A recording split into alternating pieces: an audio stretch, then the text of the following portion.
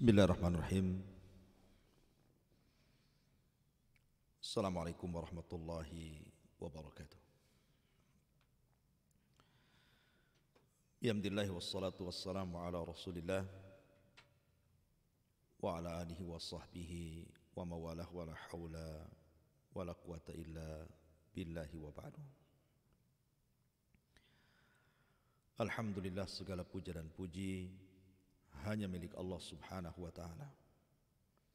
Salawat dan salam kita hadiahkan kepada Rasul kita Nabi besar Muhammad sallallahu alaihi wa ala alihi wasallam. Ma'asyiral muslimin wal muslimat dimanapun anda berada, alhamdulillah di pagi hari ini tentunya dengan izin Allah subhanahu wa ta'ala kita bisa berjumpa, bermuajah walaupun lewat media. Dan tema di pagi hari ini kita akan membahas tentang tanda-tanda kiamat kecil yang belum terjadi dan pasti terjadi dan akan terjadi. Kita tahu bahwa tanda-tanda kiamat itu terbagi menjadi dua. Ada yang disebut dengan alamat as-sa'ati sughra, tanda-tanda kiamat kecil. Tapi ada juga di sana yang disebut dengan alamat as-sa'atil kubra, tanda-tanda kiamat besar. Adapun tanda-tanda kiamat kecil, maka bisa kita simpulkan menjadi tiga. Ada tanda-tanda kiamat kecil yang sudah terjadi di zaman Nabi sallallahu alaihi wasallam dan para sahabatnya. Bahkan diutusnya Nabi sallallahu alaihi wasallam dan wafatnya Nabi sallallahu alaihi wasallam adalah tanda dari tanda-tanda kiamat kecil. Termasuk juga wafatnya para sahabat, terbebaskannya Baitul Maqdis di tangan Amirul Mukminin Umar bin Al-Khattab radhiyallahu an, dan begitu seterusnya. Ini tanda-tanda sudah berlalu. Tapi ada tanda-tanda yang akan terus berlangsung, seperti tersebarnya perzinahan, tersebarnya perjudian, tersebarnya minuman khamr, orang yang durhaka kepada orang tuanya, dan begitu seterusnya. Ini akan tetap berlangsung. Tetapi ada tanda-tanda yang belum datang dan pasti akan datang. Karena Nabi sallallahu alaihi wasallam ketika menyampaikan sebuah hadis adalah wahyu yang Allah wahyukan kepadanya, sehingga ucapannya bukan hawa nafsunya, tapi murni kabar yang datang dari Allah subhanahu wa ta'ala kepadanya. Lalu apa saja tanda-tanda kiamat kecil yang belum terjadi dan pasti terjadi dan akan terjadi? Hadis Abi Hurairah radhiyallahu an, Nabi sallallahu alaihi wasallam bersabda, "La taqumus sa'atu hatta yuhsara al-furat an jabalin min adh-dhahab yaqtatilun nas alaihi fayaqtulu min kulli mi'atin atau fayuqtalu min kulli mi'atin tis'atan wa tis'un wa yaqulu kullu rajulin minhum la'alli akuna ana alladhi anju." Dari Abu Hurairah radhiyallahu an, Nabi sallallahu alaihi wasallam bersabda, tidak akan tegak hari kiamat sampai sungai Efrat dikeringkan dan ditampakkan padanya satu gunung semua emas. maka manusia akan datang dari berbagai macam arah dan akan berperang untuk memperebutkan gunung emas tersebut. Sampai-sampai setiap 100 tentara yang perang memperebutkan gunung emas itu, 99 mati dan 1 yang selamat. Kemudian setiap orang yang terlibat dalam peperangan itu akan berharap bahwa mereka lah satu-satunya yang selamat dari 100 orang yang gugur dalam perang. Dahsyatnya peperangan pada hari itu. Hanya gara-gara memperebutkan sebuah gunung dari emas. Tentu ini sebuah alamat tanda-tanda kenabian Nabi SAW. Bahwa ini pasti berlaku. Di mana Nabi SAW menceritakan bahwa di dunia ini ada gunung semuanya emas. Dan itu akan ditampakkan di akhir zaman. Sehingga semua manusia akan memperebutkan gunung yang berupa emas ini sampai mereka rela menyerahkan nyawanya hanya untuk emas-emas ini. Saking besarnya fitnah ini dan pertempuran yang akan terjadi untuk memperebutkan emas ini, sampai-sampai Nabi SAW mengatakan, "Faman hadarahu atau faman syahidahu fala ya'khud minhu syai'a." Maka siapapun yang kelak diperlihatkan gunung itu, jangan pernah mengambilnya. Jangan pernah terlibat dalam peperangannya. Kata Al-Hafidh Ibnu Hajar rahimahullahu ta'ala, karena besarnya fitnah dan besarnya peperangan pada hari itu. Sebagian orang ada yang mengartikan bahwa Jabal Minad Dhahab di sini artinya al-bitrul yang kita kenal dengan minyak bumi. Kalau memang ini penafsirannya, kenapa Nabi SAW sampai kemudian menceritakan betapa dahsyatnya peperangan itu? Berarti bukan itu maknanya. Karena minyak bumi itu sudah keluar sejak lama dan tidak ada perang seperti yang disifatkan Nabi SAW. Ya, boleh jadi mungkin terkadang Barat masuk ke negeri-negeri Islam, kemudian dengan tujuan hanya mengeruk minyak-minyak bumi, kemudian terjadi peperangan. Tetapi sifat perangnya tidak seperti yang disifatkan Nabi SAW, di mana setiap 199 gugur dan 1 selamat. Ma'asyiral muslimin yang dimuliakan Allah Azza wa Jalla. Dan Nabi SAW menyebutkan dengan nas, sebutan tempatnya jelas, Sungai Efrat. Dan juga menyebutkan dengan nas Jabal Minad Dhahab, bahwa yang diperebutkan adalah gunung emas, bukan tambang.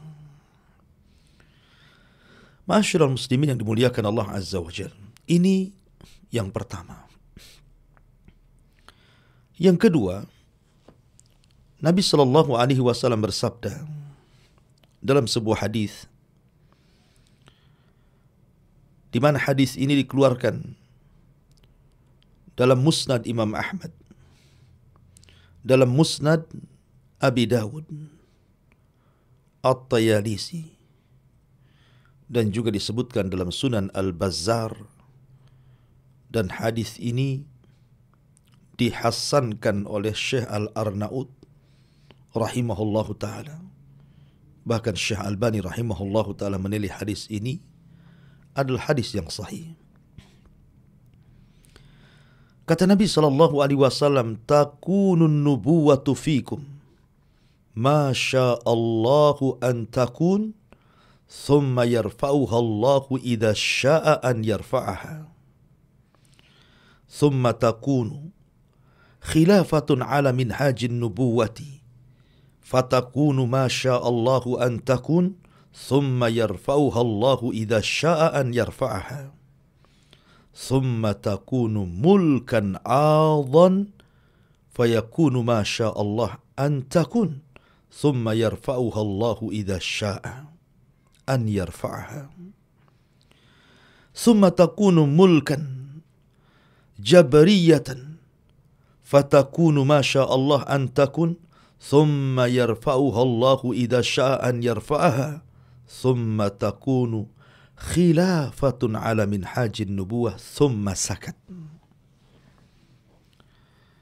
Kata Nabi SAW, di era kalian akan terdapat zaman kenabian. Atas kehendak Allah, kenabian itu berlalu dan diangkat Allah Subhanahu wa ta'ala atas kehendaknya pula. Lalu akan berganti dengan era kekhilafahan yang mengikuti jalan kenabian. Atas kehendak Allah pula diangkat dan kehendaknya pula kemudian khilafah itu berlalu. Kemudian akan datang kekuasaan zalim. Dan atas kehendaknya Allah berlalukan kekuasaan itu.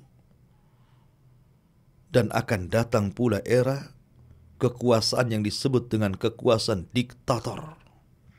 Dan atas kehendaknya Allah, maka akan berlalu sampai akan datang kembali kekhilafahan yang mengikuti jalan kenabian. Lalu Rasul kemudian terdiam.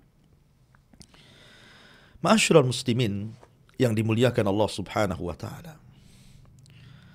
Hadis ini menjelaskan kepada kita tentang fase perjalanan manusia. Pertama, dipimpin oleh Nabi SAW. Ma'ruf. Nabi SAW menjadi Nabi selama 23 tahun. Maka persis di tanggal 12 bulan Rabiul Awal tahun 11 Hijriah, di hari Senin, Nabi SAW pupus usia, meninggalkan kita semuanya. Dan ini tahun-tahun kesedihan bagi kita. Itu yang disebut dengan takunun nubuwatu fikum. Kemudian era yang kedua yang disebut era khulafaur rasyidin, yang Rasul mengatakan summa takunu khilafatu ala minhajin nubuwah. Kemudian akan berlalu zaman kenabian dan akan datang zaman khilafah yang mengikuti manhaj kenabian. Dan Nabi SAW bersabda bahwa khulafaur rasyidun itu hanya 30 sanatan, 30 tahun saja. Dan ini dimulai daripada era Abu Bakar Siddiq radhiyallahu an. Kemudian Abu Bakar meninggal diganti Amirul Mukminin Umar ibn al-Khattab radhiyallahu an. Kemudian Amirul Mukminin Umar ibn al-Khattab mati diganti oleh Utsman ibn Affan. Kemudian Utsman ibn Affan meninggal diganti oleh Ali bin Abi Thalib. Kemudian digenapkan dengan kekuasaan putra Ali bin Abi Thalib, Hasan ibnu Ali radhiyallahu anhu. Genap 30 tahun. Inilah fase kedua. Fase Khulafaur Rasyidun. Dengan berlalunya fase Khulafaur Rasyidun, dengan meninggalnya Ali radhiyallahu anhu, kemudian Hasan ibn Ali menyerahkan kekuasaannya kepada Muawiyah, maka ini adalah fase yang ketiga yang disebut dengan mulkan adhan. Kerajaan yang disebut dengan adhan. Apa itu adhan? Adhan itu gerham yang menggigit sesuatu. Makanya Nabi SAW mengatakan, addu alaiha bin nawajid. Gigitlah sunnah itu dengan gerham kalian. Seolah-olah ketika Rasulullah SAW mengatakan mulkan adhan, kerajaan yang dikatakan adhan itu artinya kerajaan yang penuh dengan ketakutan. takut kalau kekuasaannya diambil orang.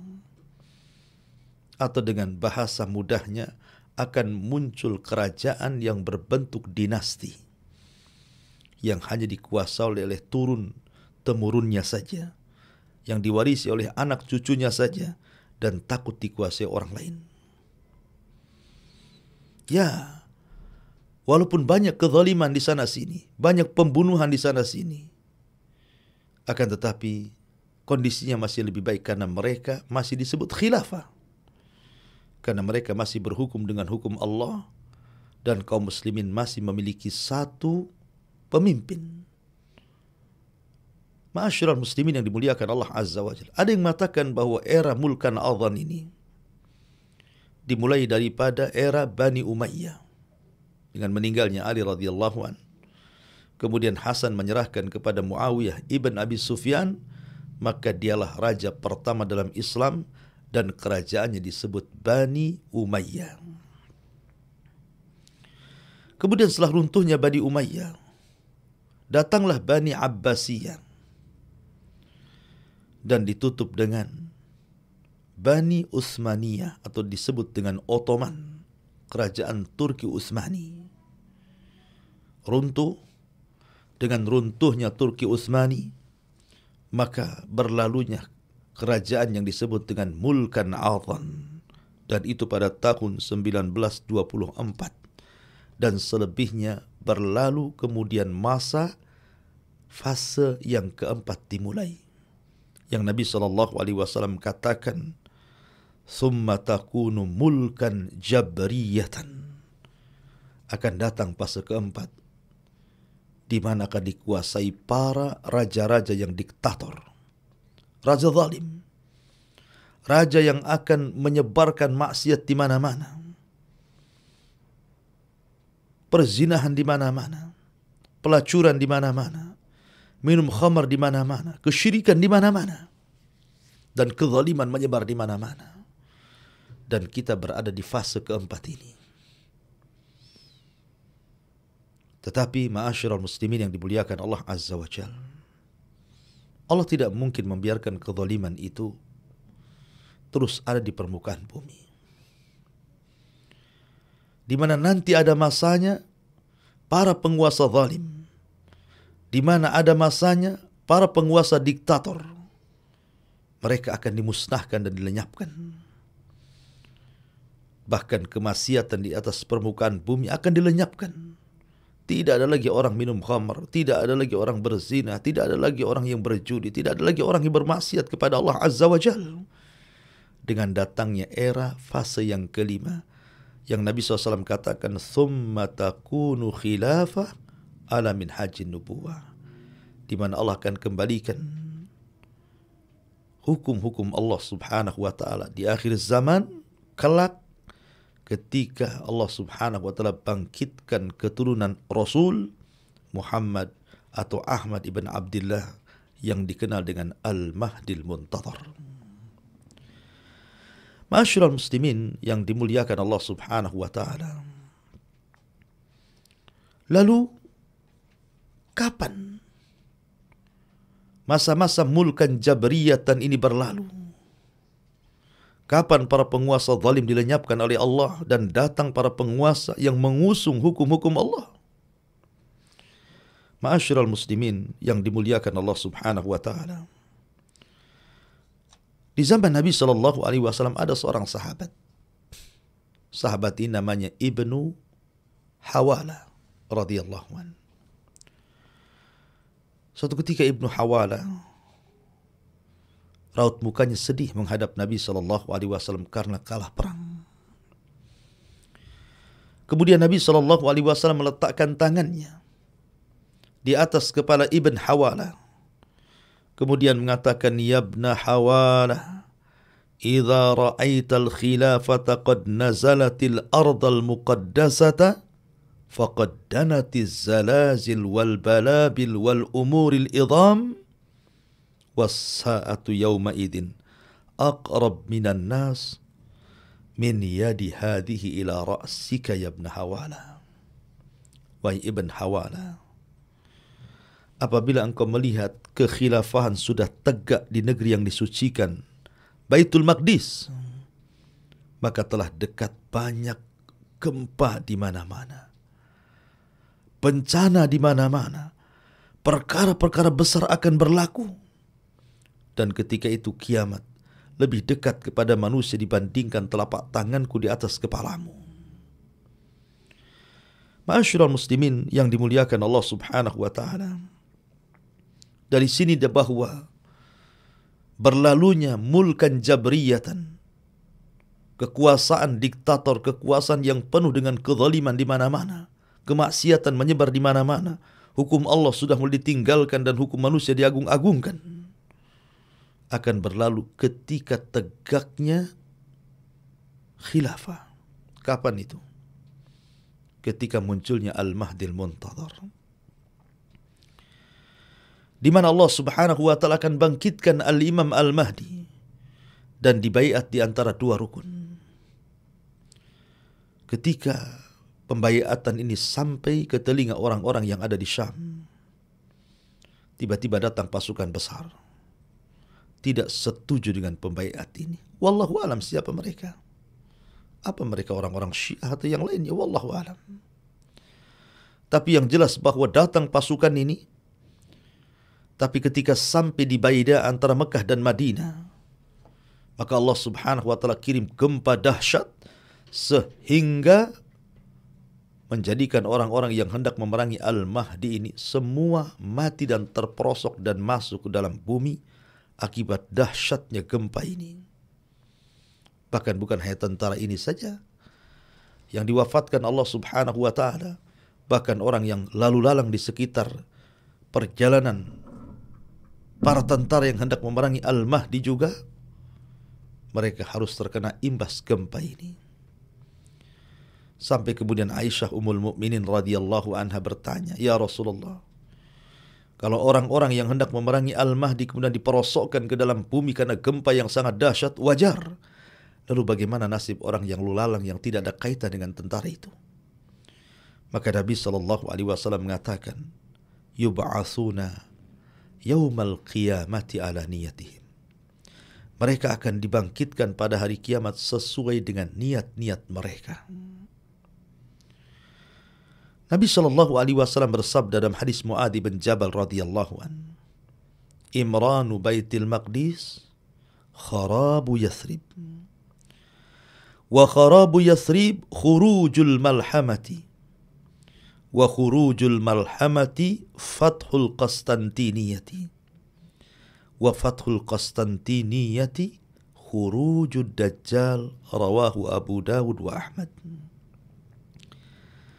Kata Nabi SAW, apabila Baitul Maqdis sudah menjadi pusat kekuatan kaum muslimin, dipimpin oleh Al-Mahdil Muntadhar, maka ketika itu Madinah akan roboh, Yathrib akan roboh. Makna roboh di sini artinya orang-orang Madinah yang memiliki keimanan yang mantap, keikhlasan yang murni kepada Allah Azza wa Jalla, semua akan meninggalkan Madinah dan akan menuju Syam, Palestina. Kecuali orang-orang munafik. Mereka tidak ikut, karena mereka kelak akan mengikuti Dajjal. Maka bergeraklah orang-orang yang ada di Yathrib dan bergabung bersama Al-Mahdi di Palestina, di Baitul Maqdis. Dan ketika robohnya Madinah, kata Nabi SAW, khurujul malhama, akan terjadi malhamatul kubra, perang yang sangat dahsyat yang kata Rasul, la yusma', tidak pernah didengar dahsyatnya perang ini. Dan sepanjang zaman kehidupan manusia tidak perang sedahsyat perang ini. Baik yang pernah terbaca atau terdengar, ada perang dunia pertama, kemudian disusul dengan perang dunia kedua yang diceritakan dahsyatnya luar biasa. Tapi perang ini jauh lebih dahsyat daripada perang dunia pertama atau perang dunia kedua. Karena Rasul mengatakan la yusma', tidak pernah didengar dahsyatnya. Luar biasa. Maka disebut malhamatul kubra. Malhamah diambil dari kata lahmun, karena saking dahsyatnya perang ini sehingga daging manusia bertebaran, berteberangan, berhamburan karena dahsyatnya peperangan ini. Ma'asyiral muslimin yang dimuliakan Allah Azza wa Jalla. Lalu kapan terjadinya malhamatul kubra ini? Nabi SAW pernah bersabda dalam sebuah hadis di mana kita kaum muslimin tusalihuna antum warrum sulhan amina. Kata Nabi SAW, kalian akan berdamai. Kalian akan melakukan hudnah perdamaian bersama orang-orang Romawi Nasrani nanti di akhir zaman. Artinya bahwa seluruh kaum muslimin akan bergabung dengan orang-orang Romawi Nasrani yang ada di Eropa. Kemudian fatagzunahu aduwa mi waraikum. Fatagzuna antum warrum aduwan mi waraikum. Maka kalian kaum muslimin akan bergabung bersama orang-orang Romawi memerangi musuh di belakang kalian. Rasul tidak menyebutkan siapa musuh di belakang kita. Boleh jadi ke arah Asia atau yang lainnya. Tapi yang jelas bahwa di akhir zaman Islam itu sangat kuat, sehingga mereka bisa melakukan hudnah, melakukan hubungan untuk menyerang musuh di belakang kita. Kalau kita tidak kuat, tidak mungkin kemudian kita kerjasama dengan orang-orang Romawi. Akhirnya kemudian perang dahsyat pun terjadi. Setelah kemudian Allah Subhanahu wa taala menangkan peperangan itu, tiba-tiba kemudian orang-orang Romawi mengklaim bahwa kemenangan itu adalah kemenangan mereka. Bangkitlah seorang Nasrani, mengacungkan salib dan mengatakan, ghalabas salib, ghalabas salib. Salib telah menang. Salib telah menang. Maka datang seorang muslim, marah besar. Karena ini perang bersama. Kenapa kemudian kemenangan diklaim orang-orang Romawi? Diambillah salib itu kemudian fayadukuhu, kemudian dipatahkan dan dipecahkan. Kemudian dia pun fayaqtuluhu, membunuh Nasrani ini dan mengatakan balillah ghalab, bahkan Allah yang memenangkan perang ini, bukan kalian.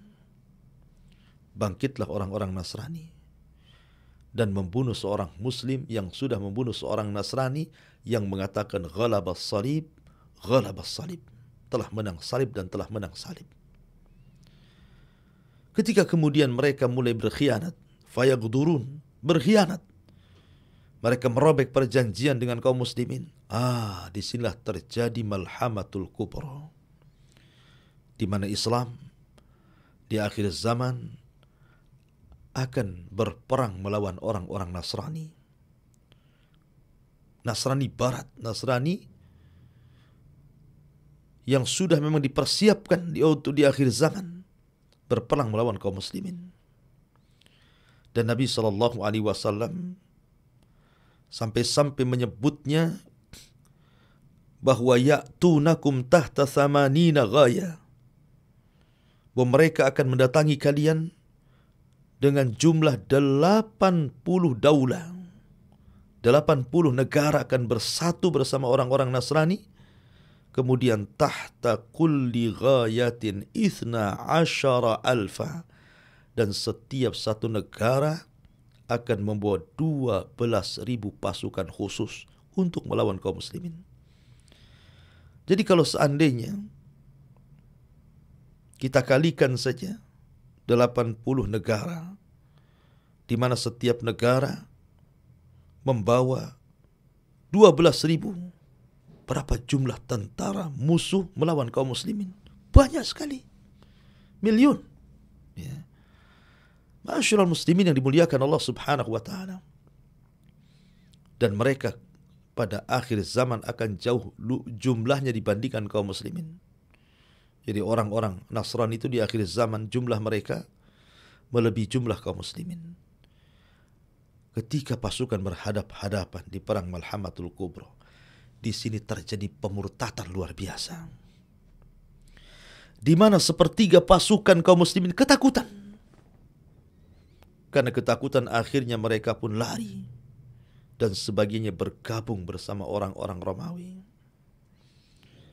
Maka tentara ini disabdakan Nabi SAW, la yatubullahu alaihim, Allah tidak akan menerima taubatnya.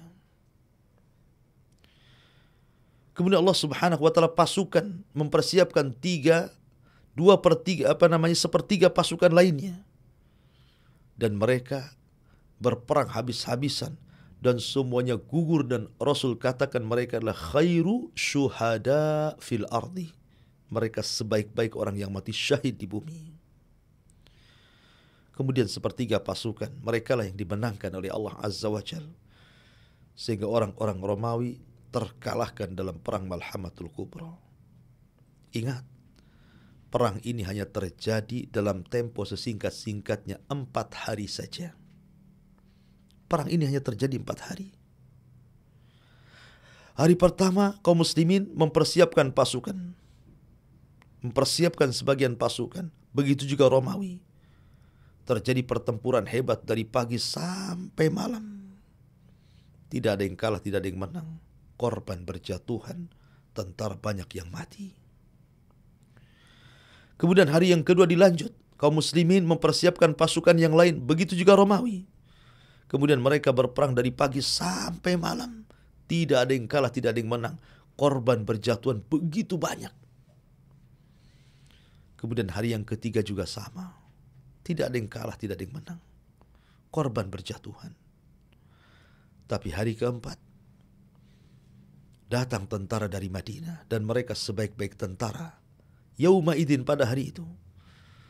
Kemudian menyerang orang-orang Romawi di hari keempat dalam perang Malhamatul Kubra, dan Allah menangkan. Dan Allah menangkan. Betapa banyak jasad-jasad para syuhada atau jasad-jasad orang-orang kafir Romawi saat Malhamatul Kubra, sehingga dahsyatnya peperangan ini sampai-sampai Rasul mengatakan, kalau seandainya yatiru ta'ir, kalau seandainya ada burung itu lewat di atas peperangan, fasaqata famat, pasti dia akan jatuh kemudian mati. Berapa banyak bangkai, berapa banyak jasad-jasad kaum muslimin, belum lagi raihatud natina, bau yang sangat busuk yang ditimbulkan dari jasad-jasad yang bergelimpangan itu. Wajar kalau seandainya burung kemudian jatuh karena dahsyatnya peperangan itu. Ma'asyiral muslimin yang dimuliakan Allah Subhanahu wa taala. Di mana pusat tentara orang-orang kafir di akhir zaman, dan di mana pusat tentara orang-orang yang beriman? Ada yang mengatakan bahwa pusat tentara orang-orang Romawi berada di A'maq dan Dabik. Di mana A'maq? A'maq itu di Antokia, Turkiya sana. Dan Dabik itu dekat Halab, Suriah. Anda bisa bayangkan pasukan orang-orang Romawi terbentang dari Antokia, Turki, sampai kepada Halab, Suriah. Saking banyaknya mereka. Sementara Fustatul Muslimin, tempat pasukan kaum muslimin berada di akhir zaman, kata Nabi SAW, mereka akan tinggal di Dabik, di Ghuta. Mereka akan tinggal di Ghuta, kurbu Damaskus, mendekati Damaskus, Dimask. Pada Damaskus di zaman Rasul belum ada. Tapi Nabi SAW menghabarkan akan ada Damaskus. Dan sekarang ada Damaskus. Dan di situ ada Ghuta dekat dengan Damaskus. Disitulah kaum muslimin akan menjadikan kekuatannya tinggal di Ghuta. Sementara orang-orang Romawi akan berada di Dabik sampai ke A'maq, di Antokia, Turki, sampai ke Halab, Suriah. Maka berjumpalah dua pasukan, dan Nabi SAW katakan, khurujul malhamah, terjadi malhamatul kubra. Maka singkat cerita, sehingga setelah 4 hari kaum muslimin menang, maka mereka bergerak untuk membuka Konstantinopel. Di mana Konstantinopel? Konstantinia itu di mana? Konstantinia atau Konstantinopel ada di Turki, Istanbul. Dulu Istanbul pernah dibebaskan oleh seorang yang disebut dengan Muhammad Al-Fatih. Ma'ruf sejarahnya dan dihabar gembirakan oleh Nabi sallallahu alaihi wasallam. Dan di akhir zaman Istanbul, Konstantinopel akan dikuasai lagi oleh orang-orang Nasrani kelak di akhir zaman. Mungkin sekarang tidak, tapi nanti di akhir zaman. Tapi akan direbut lagi oleh kaum muslimin. Al-Imam Muslim dan Hakim meriwayatkan sebuah hadis dari Abi Hurairah radhiyallahu anhu. Kata Nabi sallallahu alaihi wasallam, "Hal sami'tum bi madinatin janibu minha fil barri wa janibu fil bahri?" Pernahkah kalian mendengar ada satu kota sebagiannya di daratan, sebagian kota di lautan? Maka para sahabat mengatakan, "Na'am ya Rasul." Maksudnya apa kota ini? Adalah kota Konstantinopel, Konstantinopel atau Istanbul. Kata Nabi SAW, "La taqumus sa'ah hatta yagzuha sab'una alfan min bani Ishaq." Kata Nabi SAW, tidak mungkin tegak hari kiamat sampai kota itu diserbu oleh orang tempatan 70.000 dari kalangan Bani Ishaq. Orang-orang mereka sendiri yang masuk Islam, orang-orang Eropa yang masuk Islam dari Bani Ishaq. Mereka akan menggempur Konstantinopel. Subhanallah. Kata Nabi sallallahu alaihi wasallam, "Hatta idza ja'uha nazalu falam yuqatilu bisilahin walam yarmu bisahmin." Ketika pasukan Bani Ishaq yang 70.000 ini datang, tidak ada peperangan dengan pedang, bahkan tidak ada satu melesat satu busur panah sekalipun. Satu anak panah dari busurnya tidak ada yang melesat. Artinya dikalahkan bukan perang, dikalahkan bukan dengan berperang. Lalu bagaimana cara mengalahkan mereka? Fayaquluna la ilaha illallah Allahu akbar. Maka mereka pun mengucapkan la ilaha illallah Allahu akbar hanya dengan takbir. Tiba-tiba kemudian kota yang di daratan itu langsung roboh. Kemudian takbir kedua, kota yang di lautan itu langsung roboh. Kemudian takbir yang ketiga, Konstantinopel, Istanbul jatuh ke tangan kaum muslimin. Ketika jatuh ke tangan kaum muslimin dan mereka sedang merayakan kemenangan, harta rampasan perang di mana-mana. Idh saha sayhatun, tiba-tiba ada yang berteriak bahwa Dajjal telah muncul dan akan menyerang keluarga mereka di Syam. Maka ketika mendengar berita hoax ini, maka kaum muslimin pun langsung kembali dari Konstantinopel menuju Syam dan mereka tidak berhajat mengambil harta rampasan perang sedikit pun. Mereka sudah capek. Mereka mendengar makin capek lagi sehingga mereka sudah tidak tertarik dengan ghanimah-ghanimah itu. Yang mereka pikirkan keselamatan keluarga mereka karena Dajjal muncul kala itu. Maka mereka langsung bergerak dari Eropa menuju Syam. Tetapi sampai di rumah mereka Dajjal tidak muncul. Tetapi memang itu eranya Dajjal keluar. Kenapa Dajjal keluar? Dan di mana ketika terjadi Malhamatul Kubra orang-orang Yahudi? Kata ulama, orang-orang Yahudi bersembunyi, tidak terlibat dalam perangan Malhamatul Kubra karena ketakutan. Karena ketakutan itulah akhirnya Dajjal marah. Dan ingat kata Rasul, Dajjal tidak keluar kecuali ala ghadbatin yaghtibuha, kecuali karena kemarahan yang disulut orang-orang Yahudi. Mereka pengecut, tidak berani melawan kaum muslimin, sehingga Dajjal keluar dan mengompori mereka, memberikan semangat untuk melawan kaum muslimin. Maka di belakang Dajjal sab'una alfan Yahud, 70.000 Yahudi lengkap dengan toyalis di atas kepala mereka. Dan munculnya Dajjal lah tanda pertama dari tanda-tanda alamatus sa'atil kubra, tanda-tanda kiamat besar. Dimulai dengan datangnya Dajjal. Karena tanda-tanda kiamat besar itu ada 10. keluarnya Dajjal, turunnya Isa bin Maryam, datangnya Ya'juj wa Ma'juj, kemudian asap di langit yang disebut dengan dukhan, kemudian matahari terbit dari arah barat, kemudian munculnya binatang yang melata yang bisa bicara, kemudian terjadi gempa dari arah timur, kemudian gempa dari arah barat, kemudian gempa di Jazirah Arab, dan ditutup dengan api dari Aden yang bergabung dengan api Hijaz dan akan mendorong manusia ke mahsyarihim di Syam, tempat berkumpulnya di Syam. Disitulah Allah wafatkan setiap seorang mukmin yang ada iman dalam hatinya walaupun sebiji darah, sehingga tidak tersisa kecuali orang kafir. Ketika itu kiamat dibangkitkan kepada mereka. Wallahu a'lam bishawab. Ini di antara tanda-tanda kiamat kecil yang belum terjadi. Taib, kita buat tanya jawab saja. Silahkan saya kembalikan ke moderator. Kalau ada pertanyaan tolong ditampilkan. Wallahu a'lam.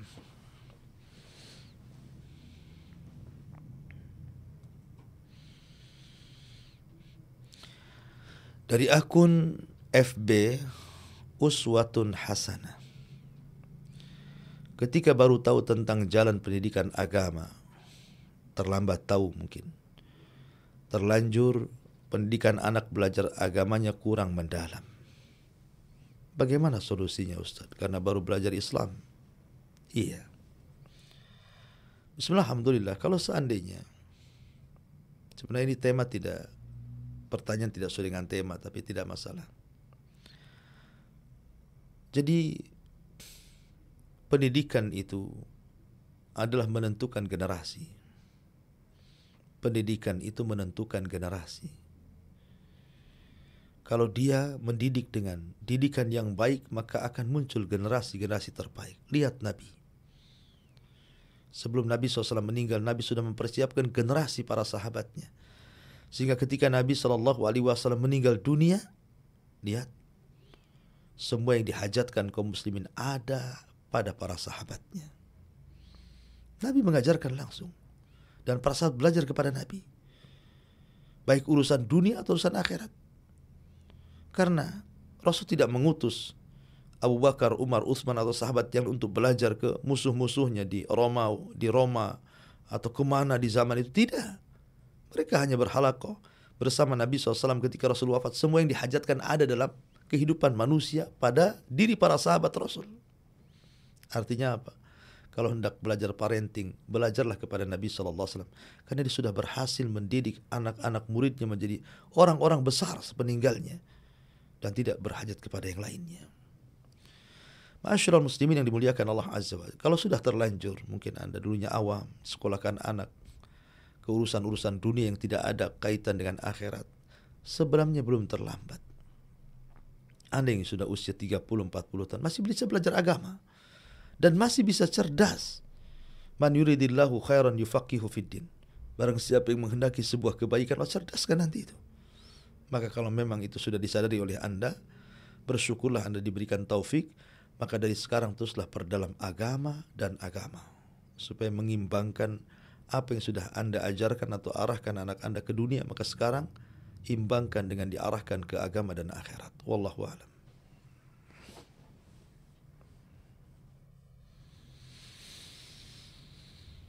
Iya, ini dari YouTube ini. Assalamualaikum Pak Ustadz Abu Humairah. Di luar tema, naam. Izinkan saya bertanya kepada Pak Ustadz. Di daerah saya ada pembangunan masjid.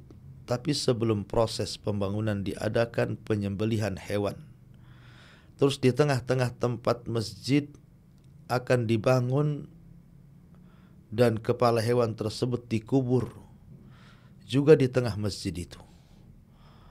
Hukumnya bagaimana kalau kita melaksanakan ibadah di masjid itu? Mohon pencerahannya. Taib.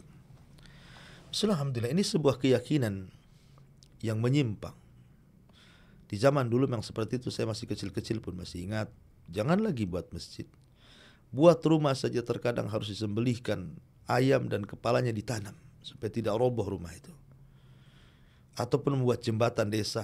Zaman dulu kan ditanam kepala kerbau supaya kalau dilindas mobil itu tidak mudah pecah jembatannya. Ini keyakinan orang-orang di luar daripada Islam. Ya. Karena menyembelih itu sebuah ibadah, sehingga Allah Subhanahu wa taala selalu sebut satu nafas dengan perintah salat. Qul innas salati wa nusuki. Katakan salatku dan penyembelihanku. Fasalli li rabbika wanhar. Salatlah untuk Rabbmu dan menyembelihlah. Jadi kalimat penyembelihan dan juga salat itu disebut satu nafas karena penyembelihan itu ibadah, tidak boleh diberikan kepada Allah Subhanahu wa taala. Tidak ada kaitan bangunan kokoh dengan tumbal binatang. Bahkan kalau seandainya niatnya bukan karena Allah, maka itu bisa jatuh kepada kesyirikan. Ya. Ma'asyiral muslimin yang dimuliakan Allah Azza, maka sebaiknya kalau memang ingin kokoh, tanya memang pakar-pakar bangunan, tanya arsitek, ya kan. Gimana supaya masjid ini tidak mudah roboh? Tanya mereka yang paham, ya. Tidak ada kaitan kuat dan tidaknya itu dengan menyembelih atau tidak menyembelihnya, itu tidak ada kaitan. Karena bangunan itu kokoh itu karena masalah di bahan bangunannya, dan itu yang paham adalah arsitek kan itu. Nggak usah menyembelih, tanya arsitek saja yang sudah jelas-jelas teruji itu ya. Karena bagaimanapun menyembelih itu kalau bukan karena Allah Azza wa Jalla bisa jatuh kepada kesyirikan. Lalu kalau sudah terjadi, masjid sudah terbangun, boleh sholat di situ? Ya boleh, tidak ada masalah. Ya, sholat di situ. Ya, selama masjid itu tidak terdapat kuburan dan begitu seterusnya, hal-hal yang dilarang itu. Wallahu a'lam, artinya Anda boleh sholat di situ. Tidak ada masalah. Tapi hukum orang yang tadi menyembelih untuk pembangunan dengan keyakinan tertentu, maka lihat keyakinannya. Kalau memang bisa terjerumus kepada syirik, bisa saja keyakinan itu menjerumuskan kepada kesyirikan. Atau mungkin yang haram saja.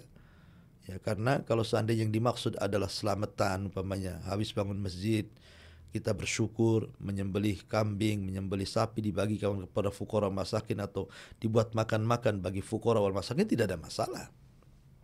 Sedekah gitu ya. Tapi kalau dimaksud kepala kerbau ditanamkan, sayang kepala kerbau itu bisa dimakan. Ya, wallahu a'lam.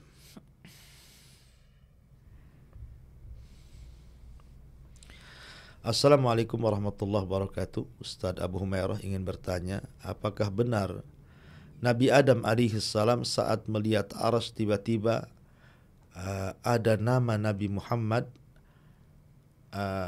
Nabi Adam bersalawat sallallahu ala Muhammad agar kita kenal salawat Jibril. Di sisi lain malaikat Jibril bersalawat sallallahu ala Muhammad pada saat itu, padahal Nabi Muhammad belum tercipta. Allahu a'lam ya, ini pertanyaannya agak sulit dipahami. Tapi intinya bahwa ada riwayat-riwayat yang menjelaskan tentang Nur Muhammad. Nur Muhammad. Tetapi setelah diteliti bahwa hadis-hadis tentang masalah ini semua tidak ada yang sahih. Semua tidak ada yang sahih. Semuanya lemah. Hadis-hadis tentang masalah Nur Muhammad itu. Yang Adam melihat aras, kemudian muncul cahaya, kemudian di situ ada nama Rasulullah, kemudian bersalawat kepada Nabi sallallahu alaihi wasallam. Jadi riwayat-riwayat seperti ini semuanya lemah, tidak ada yang sahih. Sehingga karena tidak ada yang sahih, maka kita kembalikan kepada hukum asalnya, bahwa makhluk yang pertama kali diciptakan dari makhluk yang berakal adalah Nabi Adam alaihi salatu wassalam. Dan kemudian diciptakan anak keturunannya sampai hari ini, bahkan sampai kiamat dibangkitkan. Wallahu a'lam.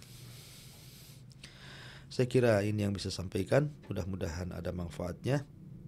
Yang sedikit ilmu dari saya ini, saya hanya kebenaran datang dari Allah Azza wa Jalla. Kalau itu sebuah kesalahan, maka itu datang dari saya pribadi.